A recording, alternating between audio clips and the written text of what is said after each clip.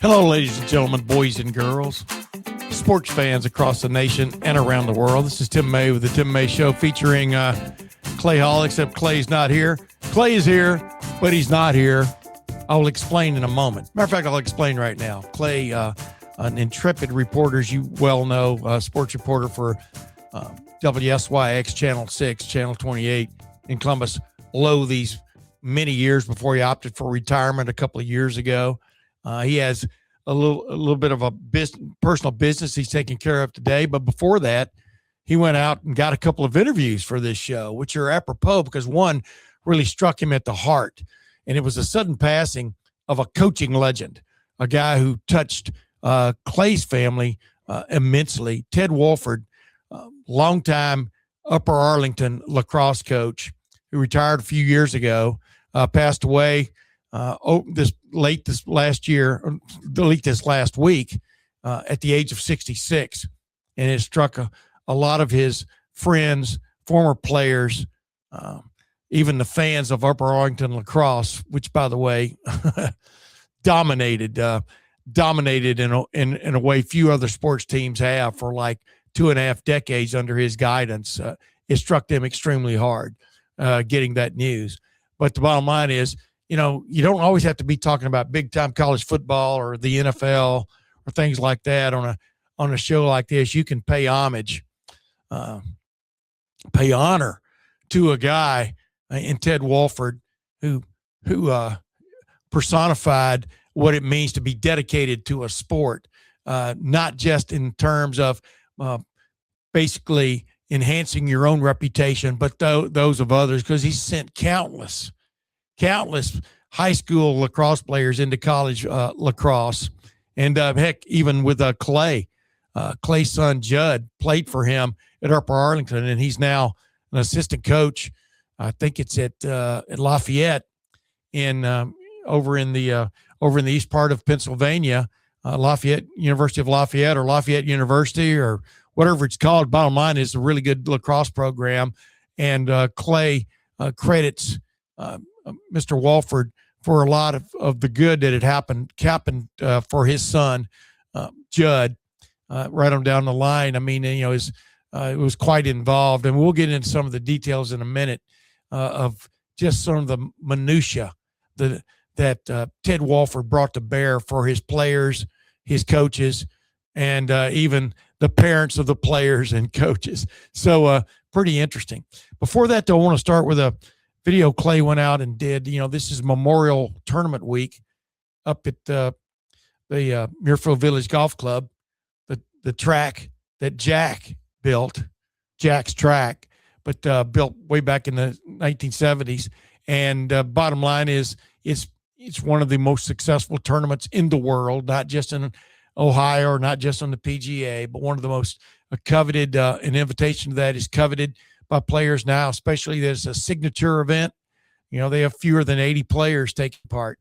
So I'm not sure Jack Nicklaus is all for that, but, you know, you had to roll with the punches when LIV came along and the PGA invented these signature events to enhance purses and guarantee some incomes, I think, for some of their players, for want of another term, their elite players. And now, of course, we're seeing LIV on a limb where all the leaves have kind of fallen off, and it's kind of hanging there like an apple that's about to turn. And we'll see what LIV golf is all about in a couple of years, since their big money maker, or excuse me, money provider is going away.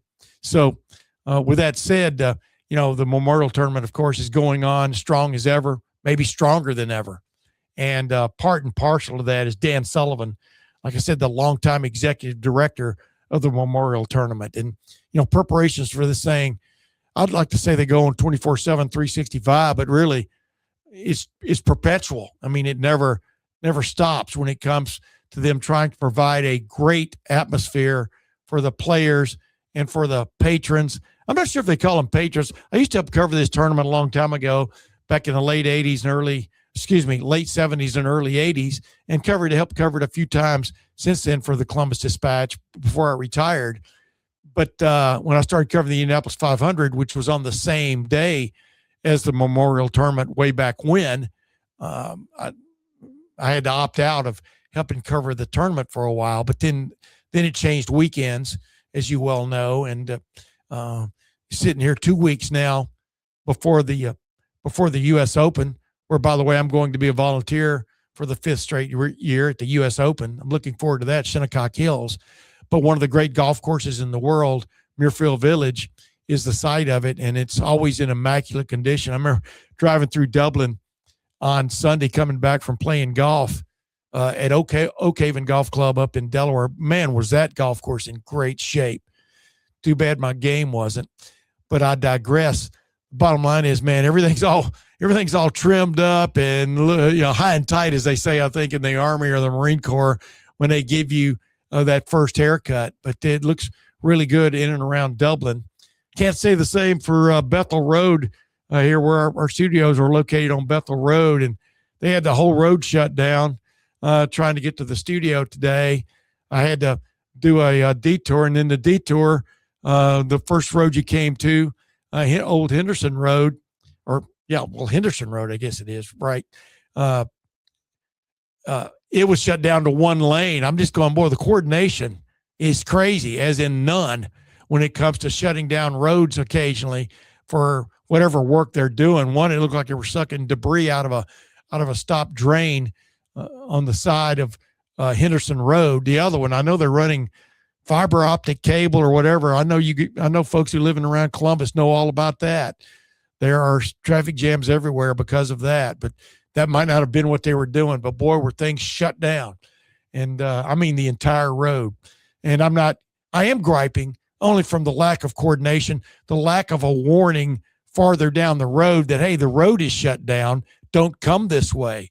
You understand what I'm saying?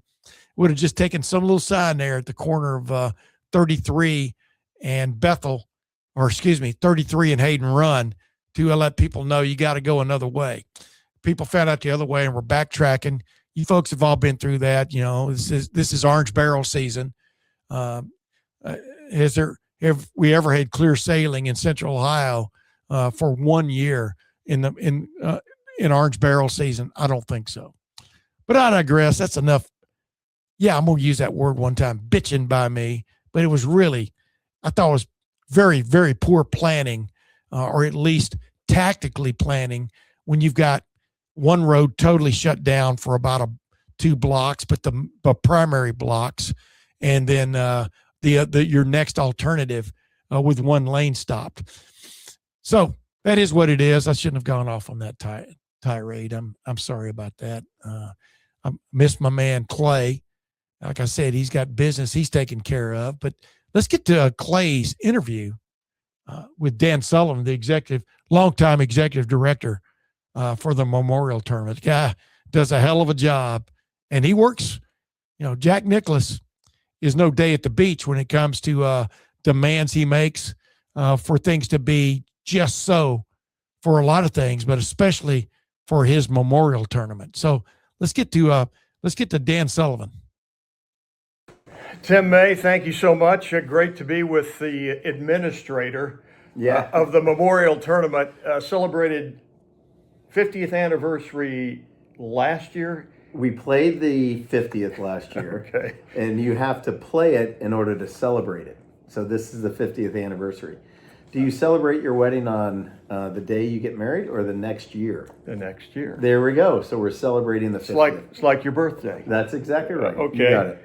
So what does 50 years, 5 decades mean to you? And you've administered how many of those? 25 as the executive director. I was here 10 years before that as sales. Yeah. And I started out as a bartender and waiter and then an intern. So I've been to 37 of them.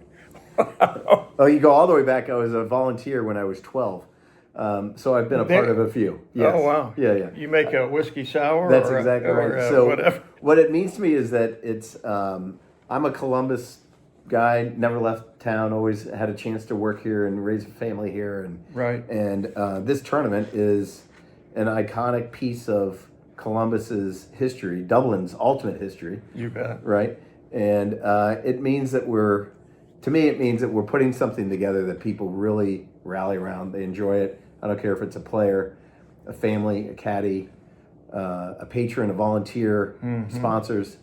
They all have the same opinion of this place, which is really hard to do in reality, but we've been able to do it. It's hard to live up to. It's hard to live up to, and Jack Nicklaus created a standard 50 years ago when he decided as a late 20, early 30-year-old to build something in his hometown, to honor the game and honor his hometown. And amazingly, every decade, we've been able to succeed and thrive.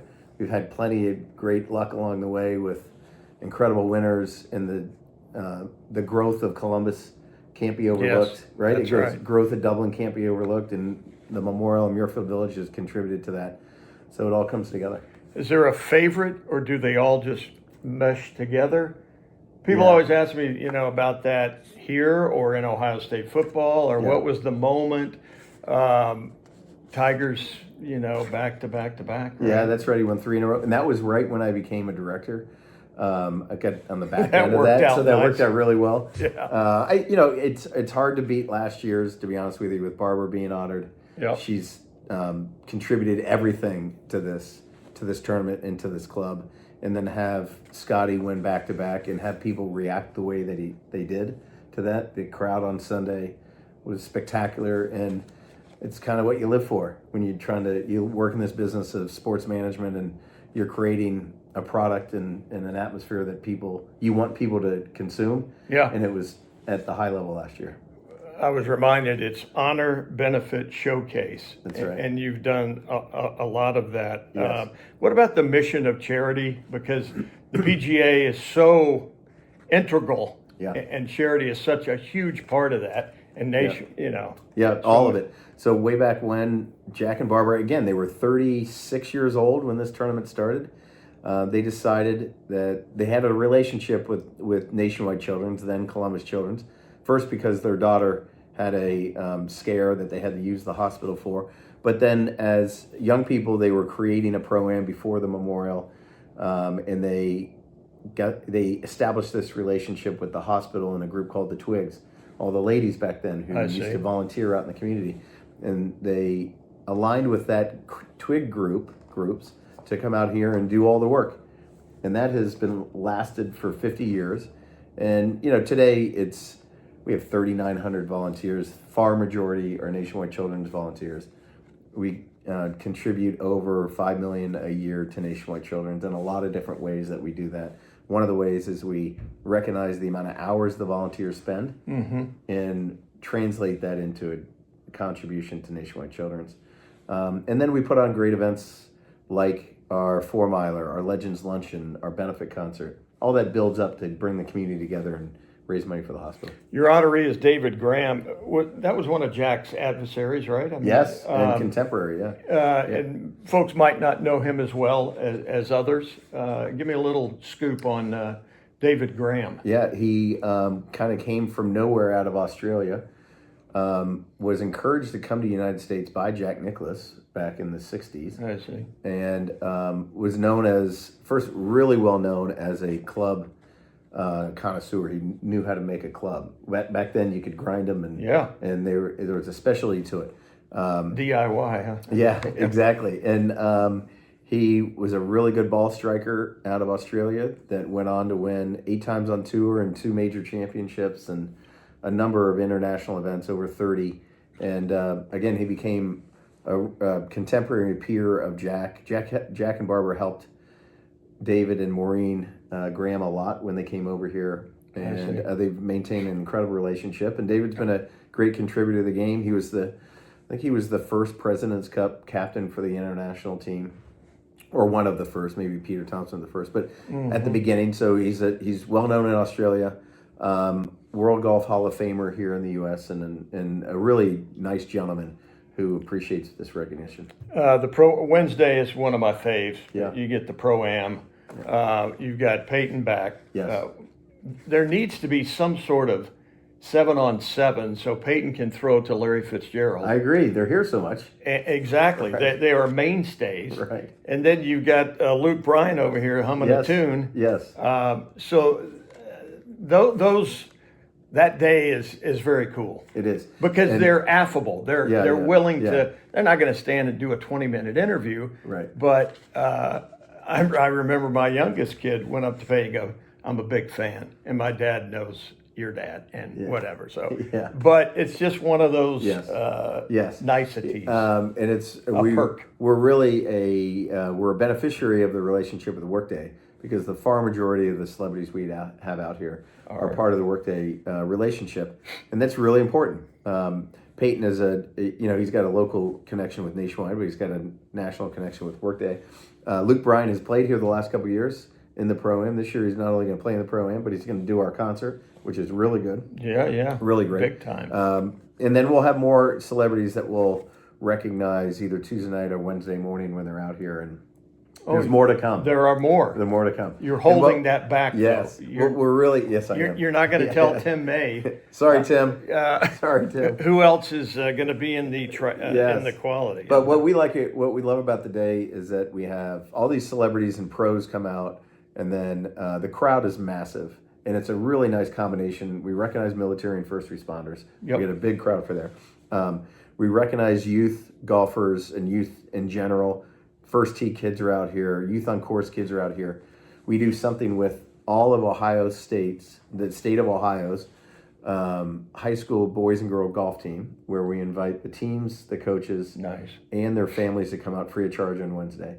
And so we have over 4,500 tickets that have been downloaded. So that in itself creates a great environment out there. We encourage the kids to wear their team uniforms, and it's a way for us to celebrate the community, use it as a backdrop to bring people together, and people will respond really well to it. I would think some people go, well, he's got Rory in the field, he's got Scotty Scheffler. What else has he got to do? I mean, I just saw you today carrying in, was that champagne or wine? Or that was wine. Oh, 50th anniversary wine. Yeah. So that'll be popped open here at some point. But give me a day.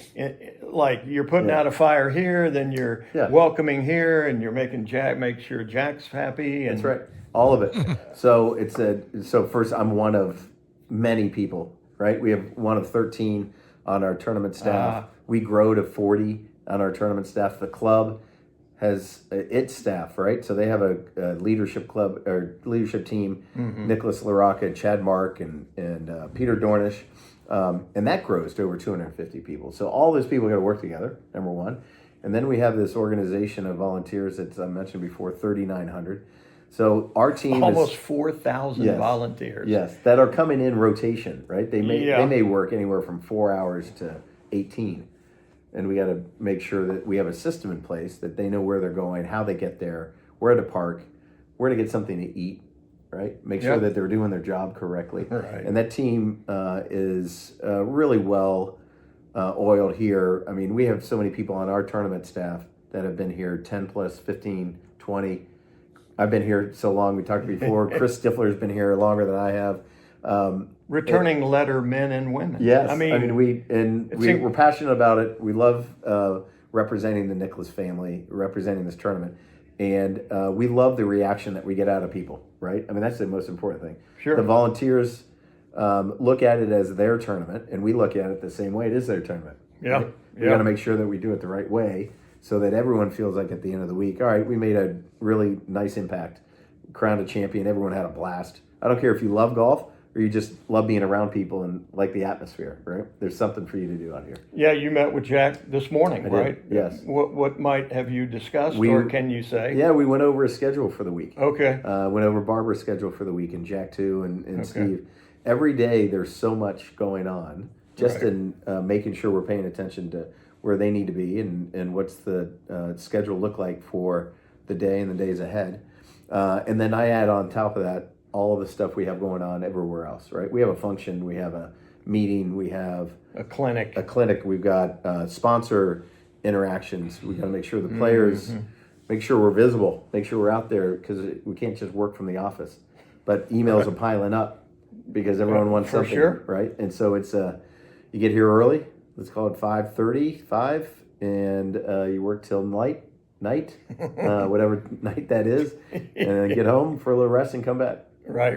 Yeah, it's a 7 day. Yeah, well, I mean, how far back I'm assuming forever, right? I'm assuming after Sunday, the next Monday, you're working. Yeah, I was just talking to. You take a day off. I was just talking to Jack Nicklaus too about things that we need to do, physical things on the golf course that we need to change for next year, right? Because Jackie and Steve will take tours around and they'll see stuff that we don't see, and we're paying attention to that, right? Got to put a list together. So we start selling immediately. Sponsorships and hospitality and all. I see.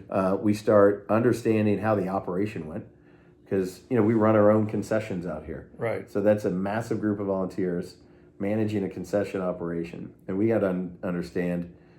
And we only do it for 7 days of the year, so we got to understand what happened and how how we react to crowds, how we react to weather. Are we open the right time? Do we have the right products? So that takes a long time to figure things out. Pimento cheese is great. I've passed out a few of those. I was able to volunteer 2 years ago. If you didn't have 3,900 volunteers, if you had 2,000, what would that mean for? I mean, we'd have to go hire people in to do the job, and honestly, we could probably do it, but they honestly doesn't come with the same passion, exactly, and it doesn't come with the same recognition at the end of Nationwide Children's. And so it's really unique. No one else, other people do. Ohio State has volunteer. If you go up to concessions at Ohio Stadium, there are Kiwanis clubs and people working. So it exists elsewhere, right? The Redcoats. The Redcoats, that's right. So we just take it to maybe a different level. Yeah. So the hay's in the barn here on Monday? Yes, yeah. Everything's... First of all, forecast looks great. Okay. We have no players withdrawing, which is something we always have to pay attention to, right? We've sold extremely well. We got a lot of passionate people who want to be out here, and I think we're going to have a really nice celebration all week. Isn't it funny? We've transitioned maybe several years ago from is Tiger going to play? Is Tiger going to play? Right. And now it's Scheffler, it's Rory, and so many others. Yes. Has Jack spoken to Tiger? Has he said anything about him? I don't know. Yeah. He hasn't said anything about him, and we're all hoping that he gets the treatment and the attention that he needs to get back out there, because people want to see him. They do. They do. Although you may not see him on the PGA Tour, you're going to see him on the PGA Tour Champions. He's already said that. I was just about to, he will. He's already said that he wants to play. I want to keep playing. Yeah. Wow, that's so wild. Hopefully he gets to the point where he does that. And because I think that it'll be fun to him. He loves competing. That's the one thing about Tiger Woods. He competes. Doubt. And those tournaments would thrive because of it. And would the prize money go up? Yeah, you would think. You'd go right along with it. I would think. Yeah. Danny, thanks so much. Thanks, Clay. But have a great week. Thank you. Appreciate this is an icon of our community, and it was cool to cover it. It's cool to be a volunteer. As I told you, I brought my college roommate up here last year, and he got to meet Jack, and his life is made. Yeah. I mean, his wife was, and I'm shooting over here, and I said, Jack, Ron has seen you, at certain venues, and you're always 400 yards away. And he goes, well, I'm 2 yards away. Where's Ron? and his wife, Ron, get over here, and he did. Anyway, it was That's great. Awesome. Yeah, and oh my gosh, he spent the rest of the day calling everybody he knew in Mississippi, California. I mean, guess who I met today? And so he's the hero in the family. That's now. Awesome. That's the way Jack. That's the way people react to Jack. It's amazing to watch. It's fascinating and awesome. Yeah, it's awesome. Yeah, he probably stood there 5 minutes talking to him. Yeah, and he's like, Ron, gotta go, brother. Anyway, thanks for the time. Thanks, Clay. Appreciate All right, it. Tim, let's go back to you, buddy. Thank you very much, Clay. That was excellent. It's really funny. I mean, Jack Nicklaus, he's an icon for all kinds of reasons. Number one, he's maybe the greatest golfer of all time. I know you can argue that. That's like arguing Kobe or, Kobe or Michael Jordan or whatever, that you can grind yourself into the ground without. But as I always point to, Jack Nicklaus won 18 majors. When he first won the Masters, when he won the Masters for the last time, they were saying it was 20 majors because they were still counting a couple of amateur U.S. amateur victories in there, but then they were backtracked and changed that to 18. Even though Bobby Jones is, I guess, the amateur titles he won still stand in his record book. Francis, we met, as we all know, was an amateur that won the U.S. Open right on down the line, but that was not really a non sequitur right there. But the bottom line is Jack Nicklaus has always had a presence about him. And it's really funny because I was helping cover the tournament. One of the several years Jack won his own tournament. And in the post tournament interview session, I asked Jack, I said, man, walking up 18 there, what's it like? What was it like to, this is the tournament you started, you created a golf course you built. But mainly, what's it like to hear those fans cheering the way they did? And he said, well, I've heard it before. And that was his answer. So, yeah, that's borderline cocky. But let me tell you, you don't get to be as good as Jack Nicklaus without being cocky, that you can not only do things, but get things done. And that's always what stood out about him to me is the quality involved with pretty much everything he touched. That's why he fought hard to get the control back to his own company. This past year, it was very well ballyhooed and stuff because it was going a direction or whatever you want to call it that he didn't like. And so kudos to him for also winning in court. But Jack Nicklaus, if you ever get a chance to just be there and see him, but be around him, there won't be another one. There'll be a different kind, but there won't be another Jack Nicklaus. He's one of a kind. And his wife, of course, Barbara. Oh my goodness. Wow. A match made in heaven. I mean, just crazy. And it's endured for all these years. I was trying to calculate it in my mind because I keep reminding myself I've been married for 43 years. But I think they got me beat probably about 15 or 20. But the bottom line is what a relationship that is. And you need that person beside you, helping guide you when everybody else has got their hand out. You want somebody who's got their hand on your back going, let's do this. Let's don't do that. I don't believe in this. I believe in that. And Barbara Nicklaus, I'm sure, has been a great compass for Jack Nicklaus all these years and will continue to be that way, of course. But it's really cool when the winner gets that hug, gets that embrace and hug from Jack Nicklaus after winning the Memorial Tournament. It's kind of like getting in my opinion, it's just like getting a green jacket. There will be pictures taken, and you'll have that picture on your wall the rest of your life, definitely the rest of your golfing career. And this is kind of awkward segue, but I'll just segue back into what I was talking to you about to begin with the passing of Ted Wolford, the legendary lacrosse coach at Upper Arlington, ironically, where Jack Nicklaus went to high school, grew up in Upper Arlington and went to high school there. Matter of fact, my older son, Kyle, and his family live on Guilford, right near Jones Middle School, which used to be, I think, Upper Arlington High School, and the old stadium across the street and all that stuff is pretty cool. But, what goes around comes around, I guess, in life. But Ted Wolford, man, touched so many lives in his career, and he did it.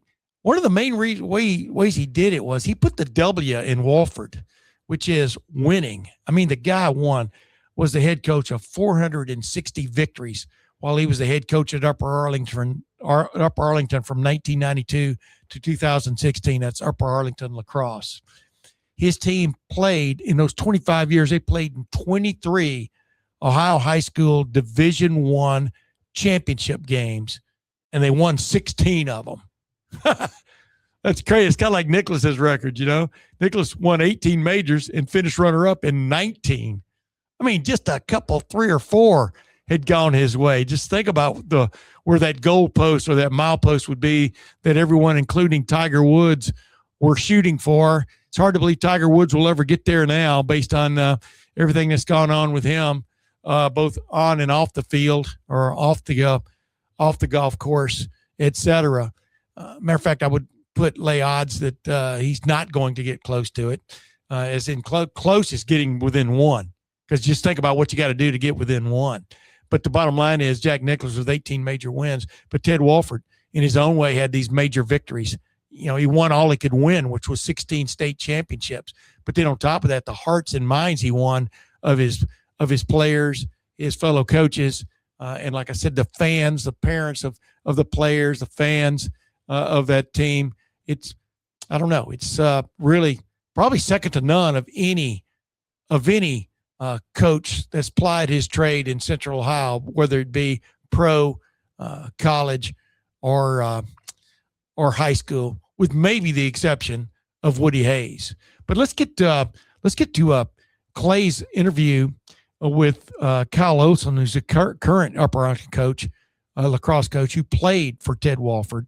And it was very interesting because, like I said, this touched a lot of people's hearts, the passing of him at the age of 66. That's way too young to go. And the iconic photo of him standing in a snowstorm, because you know how snowstorms just pop up out of nowhere in March and April in Central Ohio, but him standing there clutching a lacrosse stick and urging his players on to victory. I mean, what a photo. And but it says everything you need to know about Ted Wolford. You know, rain, sleet, snow, he was going to be there just like the mailman. But let's get to the hardest working man in retirement, Clay Hall's interview with Kyle Olson. That's easy for me to say. Kyle Olson, the current Upper Arlington lacrosse coach. Hey, Tim, thanks very much. Tough days here in Upper Arlington because this team, this coach, is in the midst of a pursuit of another Ohio high school state lacrosse championship. Speaking of Kyle Olson, who was one of Coach Wolford's best ever players. As I talked to several people this week about him, incredible. Started his career at Syracuse, then transferred to Ohio State after someone in his family got very ill, but he was a natural. And now he is the caretaker of Golden Bear lacrosse because of the passing of Coach Ted Wolford. And if you knew Coach Wolford, it's just Teddy. And he is so beloved in this community. Kyle, when I tell you, when I got this news, it just stopped me in my tracks. How about you? Yeah, it was incredibly sudden. Wednesday, we had our regional semifinal game against St. Charles, and I had spent the day at the hospital because he felt ill that morning and was rushed there with his wife and on the phone with his siblings. And, the guys came out and we were down like 6-2 in the first quarter. And I hadn't told the team yet, and my head's just spinning. And wow. I was so proud of the guys because they rallied around each other and they got the job done. And then after the game, I had like 4 or 5 different people come up and say, hey, I heard something happened to Coach Wolford. So, I had to tell the team then, and that just, as you can imagine, sucked the air out of the room. And he passed the next morning, which is even harder, right? I mean, being sick and touch and go, yeah, it just everything just happened so fast. We met with the team that night before we started our prep for our regional championship game, and the school, the principal, the athletic department, they did a fantastic job getting grief counselors called in, and the team, we listened to some of them talk, and we talked a little bit, and we said that we wanted to, it's, you don't want to say play for him, right? Win for him, because that's a lot of pressure, right, on kids. And we said, what would he want? And it's for us to be together, right? And for us to play together and to focus on the team and to focus on the guy next to you. We talk about it a lot, and we earned the opportunity to spend more time together, right? We won Friday, and that's what we said. We earned the opportunity to be together for 5 more days, right? And we were going to cherish those 5 days. I had alumni, I had Division I coaches from all over the country. I had high school coaches from all over the country reaching out and sending their well wishes. And, a couple of alumni and parents were like, let's get some decals made for the helmet. Let's do this. And I was like, guys, I don't want to rush something, right? Because we had 12 hours, right? Like 12 hours till game time. Wow. And before I could even think about it, I walk into practice and every single player had put tape on the side of their helmet with TW, right? I mean, it was very powerful. the girls honored him before their game by putting TW on their wrist and putting flowers next to his name, which we copied. I got to talk to the girls team yesterday and thank them, which told them how impactful it was and how much pride Coach had in the community, right? Like he would always say it's such a unique thing that we're Upper Arlington, we're the community, right? We represent the community, not just a high school team. Right. We're the community. It's bigger than any one of us. It's so special, and he had so much pride in that. And I actually spent the day with his wife and brother earlier, and it was talking to his brother about his parents. And I remember when his dad was, when Coach's dad was sick, phone call they had, and the dad was he had been battling some mental stuff, and said, it was the middle of the summer, and he said, you're gonna beat Brother Rice, you're gonna beat Thomas Remington, and that was their conversation, and the brother was quick to tell me, both mom and dad had so much pride in the community, and it's like that's where it came from, right? And I told our team, all the stuff about family, the 31-32 legacy, the pride in making them better men so they can be better husbands and fathers and leaders in their communities and businessmen and coaches and whatever career path they set out to. That started with him, and it's not over. It's something we'll continue on. The legacy. Yeah. Oh my gosh, yes. When you talk about Ted's love of the game, it came naturally because he was one of the first people to suit up here for Upper Arlington in the mid-'70s, and he never let it go. I know. I reminded him he was older than me too. But yeah, he was in his 49th year coaching in Upper Arlington, right? He was the head coach at Jones. He was the head coach at Hastings. He'd been the head JV coach. He had been the head varsity coach, trying to bring a little levity to the situation. I told the team, he'll always be remembered as Coach Olson's assistant. I remember, very vividly the day I was awarded this opportunity. Yes. Called him right away and said, "You're gonna be my assistant, right?" He was like, "If you'll have me." And I'm like, what do you mean if I'll have you? Like, where wouldn't I want you to be other than standing next to me on the sidelines? So that's right. It's been, I got to be blessed to play for him. I was blessed to be an assistant with him for about a decade. And then I was blessed to have him as an assistant, which still feels weird to say out loud. But I one of if not the greatest honors of my life is that he trusted me with this family that meant so much to him, and it's been really special to know him. I was about to say, what's his impact on you, and you just said it. Is that you? Yeah. Why don't we I'm a popular guy. Yes, you are.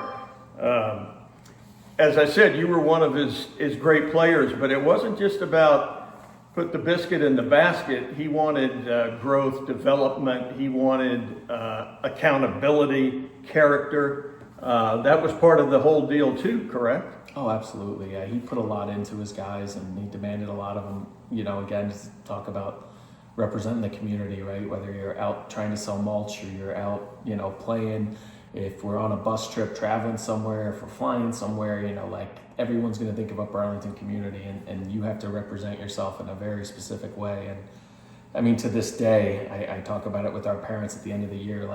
We had a trip we flew this year, and flight attendant said, I saw a team getting on the plane and thought, oh, here we go. Yeah, right. And then at the end was like, that was the nicest, most respectful group of young men I think I've ever been around. And that's him, right? That's who he wanted us all to be, and we're doing our best to live up to it. I wondered if there was a story along the way when you were a player perhaps, or he sat you down, or he built you up, or there has to be a moment in there. There's a lot. Yeah, I bet. It's been hitting me like a ton of bricks this week, but I told the team, it's interesting because he would hate all of this. He never wanted it to be about him. He wanted it to be about everything else. And the most upset with me I think I can ever recall was not my 1 for 17 shooting senior year against Thomas Worthington, which he'd like to remind me of a lot to this day in front of my son, who's a freshman on the team. No. But it was when he found out that there was a committee that was going to name the field after him. And he called me and he was like, you need to put a stop to this. It shouldn't say Ted Wolford Field. I'm like, shut up. Right? Like, it's happening, right? He wanted it to not be about him. He famously, when he was inducted into the Arlington Athletic Hall of Fame a couple years ago, I never scored a goal in 25 years. I never, took the ball from anyone. I never picked up a ground ball. It was the players and, but someone has to lead that. Someone has to be the voice of it and the culture and the, everything he set. So this week you got to suit it up and play St. X out of Cincinnati, right? Yep, Wednesday. And what would he tell you about being ready for that state semifinal, right? I wish I could ask him, right? As we get deep into film study and scouting reports, and it's unique in that, I think of how we play all over the country, and we in the summer go to national high school lacrosse showcases that are invite only, right? It's like the top 80, 90 teams in the country, and it's such a powerful event, and the amount of people that ask us, where do you recruit from, right? Like where do you pull your kids from? And I say Jones and Hastings, right? We're a public high school, right? We're a community team, and we go against prep schools and private schools, and we like to say our advantage is that we grew up together, right? A lot of these kids have been playing together since kindergarten, right? And they've known each other and they form that bond, and they're like brothers. Where sometimes in prep schools and private schools, you're recruiting kids from all over different areas or different parts of the country. And, throw them together. Yeah, and they might have talent, team. but Ted was very proud of one thing. We had a reputation that we played hard, no matter what the score, no matter who the opponent, no matter, if you put on a black and gold jersey, you were going to play hard.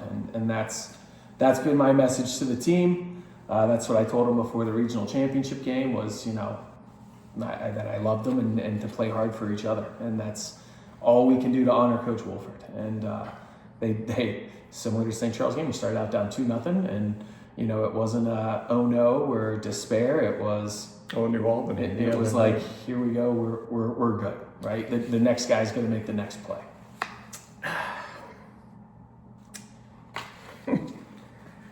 What about? You're making me emotional. You got. I know. The impact. Our family, as have you. Gosh, dang it! I can never. It always, but it means you care. Yeah. It's been really hard on our staff. I had to message them Wednesday with a game, a huge game coming. St. Charles is a very, very good team, coached by an Upper Arlington alumni. Right. And, Rob Schmeling, Brian Burke, been coaching with them for 30 years. Yeah. That's incredibly powerful. Dave Oda's been on staff for over a decade, right? Like Mike Lippert's been here 7. That's the story I told the other morning on the radio of how many guys want to come back and give back because their experience was so great. Yeah.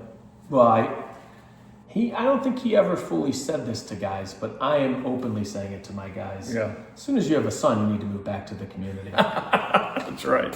He wants every good player. I think that's so cool because, as I told Bo Bishop the other day on the radio, he would sit you down. If you wanted to play college lacrosse, he would sit you down, and I don't care if it's NAIA, club, Division II, Division III, whatever, and he would try to carve a path for you or make calls or whatever it was so you could continue in the game. And those are all his disciples.